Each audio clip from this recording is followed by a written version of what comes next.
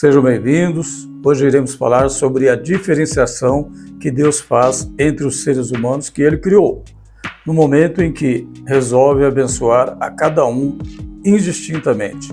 É necessário entender que Deus só não faz acepção entre pessoas no que se refere à salvação das suas almas. Consequentemente, se não houver um arrependimento sincero e uma fé genuína na pessoa, juntamente com o reconhecimento da necessidade de mudança de vida, há sérios riscos de que essa pessoa venha a morrer física e espiritualmente, o que não é da vontade de Deus. E não faria nenhum sentido se houvesse a mesma forma de tratamento da parte de Deus para aquele que o teme e obedece e aquele outro que insiste no pecado, insiste em viver de acordo com a sua própria vontade e conveniência.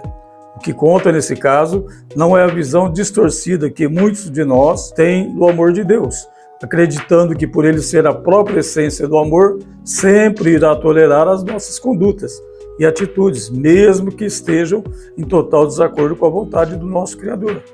Não se iluda, isso jamais vai acontecer, pois muito embora o nosso Criador seja misericordioso e o seu amor inexplicável e incomparável, a Bíblia ensina que o amor de Deus não folga com a injustiça. A injustiça, nesse caso, significa desobediência e falta de temor. Consequentemente, quem praticar injustiça sofrerá suas consequências e pagará o seu preço, seja nessa vida ou em tempo oportuno. Com efeito, diz a palavra de Deus no livro de Colossenses 3:25, pois quem faz injustiça receberá a paga da injustiça que fez, e não há acepção de pessoas. Ou seja, não resta dúvida que a bondade e a misericórdia de Deus têm limites. A própria Bíblia comprova que existe uma diferenciação da parte de Deus entre aqueles que o agradam e os que não o agradam.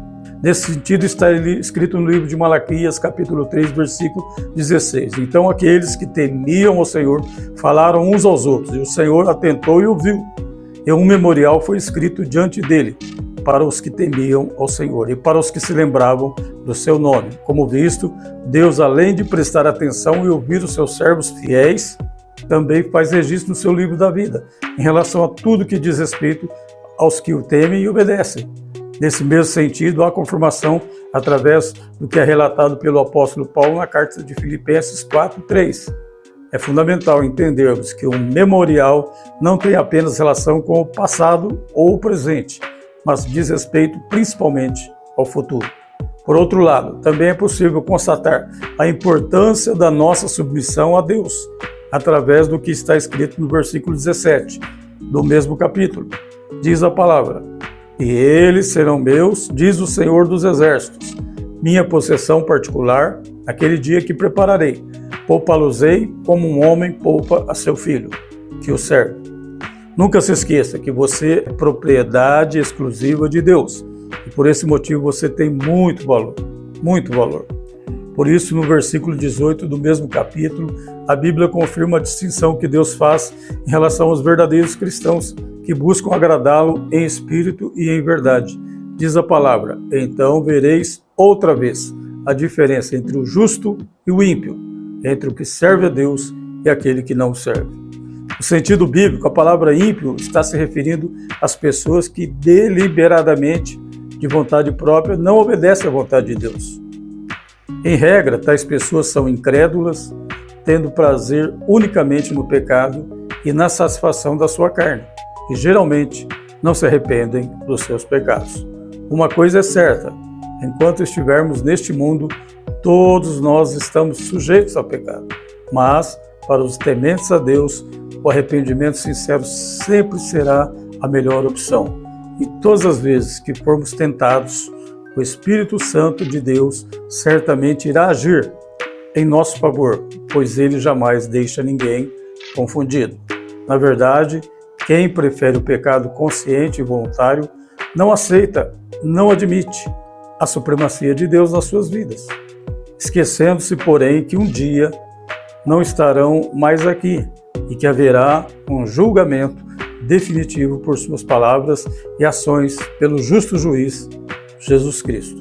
Em resumo, O que importa para quem tem esperança num futuro grandioso na presença de Deus é continuar vivendo cada dia da forma que o agrade. Portanto, devemos procurar viver no centro da vontade do Senhor, tendo sempre em mente que o mais importante para todos nós não é a visão que nós temos de Deus, a qual muitas vezes pode estar distorcida, mas sim a visão que o Senhor tem de nós, principalmente quando Ele observa o nosso interior e as nossas atitudes em relação ao nosso próximo. Saiba que se o nosso propósito é agradar ao Senhor e alcançar as promessas que Ele tem para nós, existem certos conselhos que devemos seguir. Primeiro, procurar viver em amor todos os dias da nossa existência. Segundo, priorizar a generosidade desinteressada em relação ao nosso próximo, fazendo bem a todas as pessoas, indistintamente, sempre que possível, sem qualquer acepção. Por fim, devemos procurar ser um instrumento nas mãos de Deus para a pregação do Evangelho da Salvação, para que outras vidas sejam alcançadas e as almas que ainda se encontram nas trevas sejam libertas. Nesse sentido, vamos orar. Senhor, meu Deus e meu Pai, mais uma vez agradecemos a Ti, Senhor, por essa palavra, por essa mensagem e te pedimos, Senhor, do fundo do nosso coração, que o Senhor venha iluminar a vida, a mente, o coração de cada um que está me ouvindo e vendo neste momento, para que realmente tenha consciência disso. Nós não podemos nos enganar a vida toda.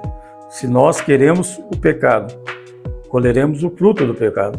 Se nós queremos o amor de Deus, colheremos tudo aquilo de bom que Deus tem preparado para todos nós. O amor é a essência e o nosso próximo, o nosso alvo. Jesus falou, se você der um copo de água fria a um dos meus pequeninos, estará dando ao próprio Jesus. Então, nunca deixe de fazer o bem. Nunca pense coisas erradas em relação às pessoas. Vigie sempre as tuas ações. Vigie sempre que realmente o pecado está ao lado. Então nós temos que fazer o quê? Todos os dias, orar e vigiar. É essa a nossa missão. E além de tudo, temos que ter consciência que nós somos instrumentos de Deus nesse mundo, nessa terra, para fazer a vontade do Senhor. Ou seja, pregar o Evangelho a toda criatura.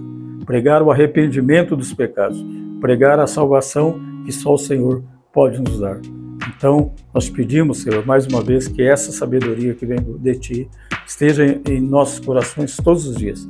Que nós possamos viver a cada momento das nossas vidas para agradá-lo de todo o nosso coração, alma, entendimento, com todo o nosso ser.